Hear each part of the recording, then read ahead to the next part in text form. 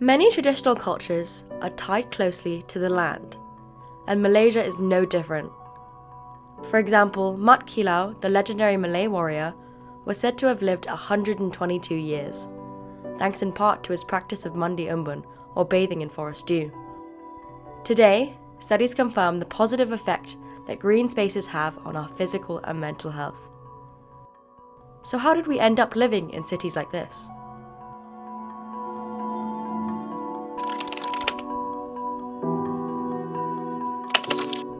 In the 1990s, Malaysia was in the midst of a construction boom.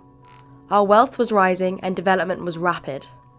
Unfortunately, the quickest and cheapest way to build was concrete on concrete.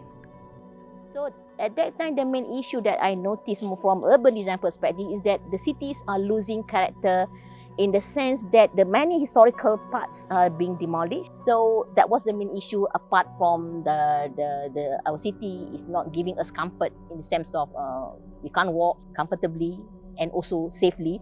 Our cities are car-centric in the sense that we actually build cities for the cars. But we forget that once we park the cars like here, you become pedestrian.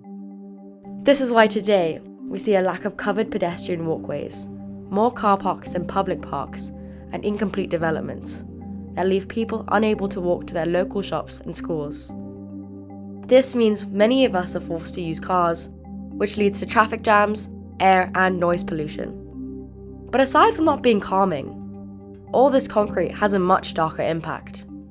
One of the problems that I noticed is that our cities are not designed to cope with excess water. So if you have extraordinary rainfall, you are in for a disaster. Because the way we build the cities, we lack green open spaces. The whole idea of tree planting or even landscaping is not just for beautification. It has to serve a function. And the function is just to absorb the extra water. Meanwhile, we've also taken the axe to our wild green spaces. A huge source of revenue for the country's development has come from the forest produce, timber and mineral extraction. As a country once covered in primary forests, clearing jungle was the only way to create space for housing, agriculture or industry. But where should it stop? With growing awareness of the climate crisis and the vital role of our forest, during the United Nations Sustainable Development Conference in 1992, the Malaysian government made a pledge to maintain 50% of its land area as natural forest. So that was during the time of Tun Mahathir, and to this day, that pledge of Malaysia remains true. We reaffirmed this at the Rio +20 in 2012, and then it was strengthened by several of our Malaysia plans. Well, as part of our commitment to the UN agenda, Malaysia is obligated to report our progress. So when we report against what has been carried out, the NGOs and civil society comes together to verify as well and come together to prepare a Malaysian report to the UN. Despite this, data shows Malaysia is still quickly converting forested areas into urban, industrial and agricultural development areas. So there are areas that are meant to be converted for development. This is called alienated land. Where we should be concerned is when our forest reserve that has been legally gazetted are being converted to other land uses. And we should be very mindful that this does not happen. Where there is an opportunity for confusion is between the roles of our federal government and our 13 state governments. At the federal level, the areas of external affairs and also securities are under the federal government. But for issues of land, agriculture, that lies with the states. There needs to be more collaboration between the states and the federal government to make this into a reality. There are challenges as each states are trying to develop themselves with a huge growing population, demands for housing, roads, connectivity. So that puts a pressure on our biodiversity and our forest. So this needs to be balanced in terms of then how do you incentivize some states then to look at more protection for their natural areas. We have in the last 2 budgets have a mechanism called the ecological fiscal transfer, where a certain allocation has been set aside by the federal government to states that they can then draw down for the areas that they have protected. So such mechanisms do exist. We just need to increase the amount that has been set aside for that in order to have that big area of forest in each state.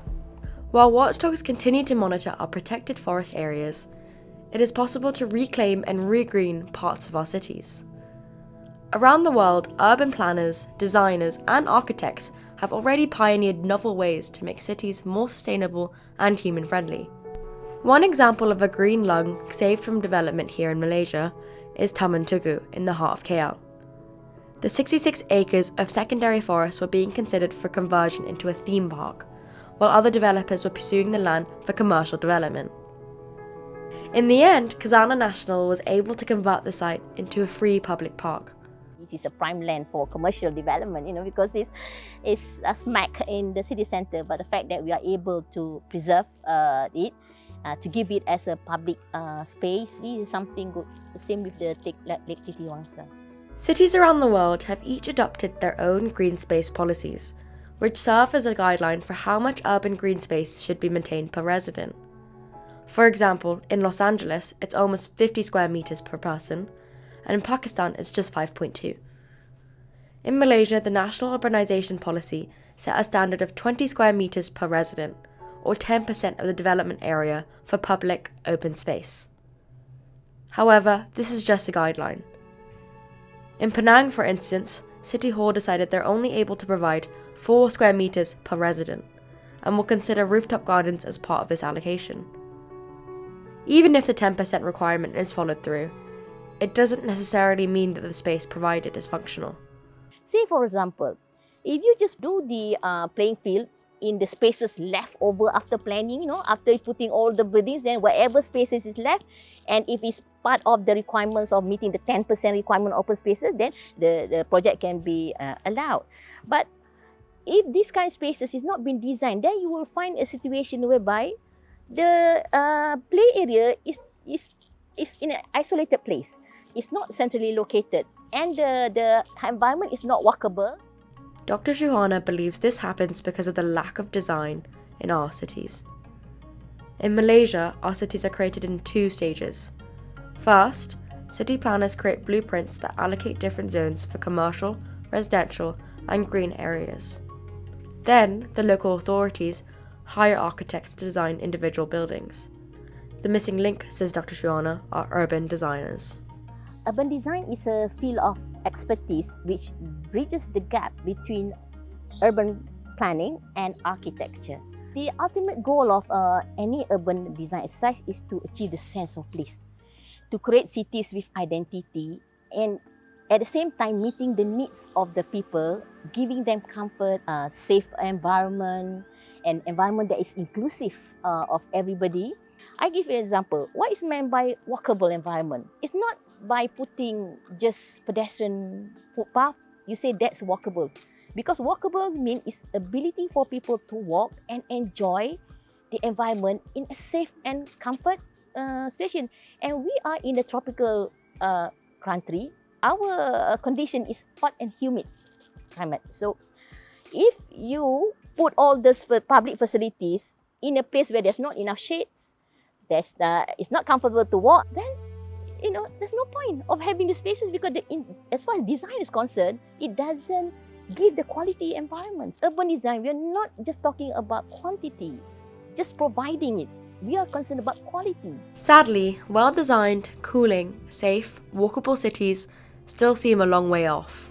Even now, with this sustainable development SDG and the new urban agenda, we even have all those buzzwords in those policies, in the documents. But they just remain words, They just remain policies, which is statement of intents.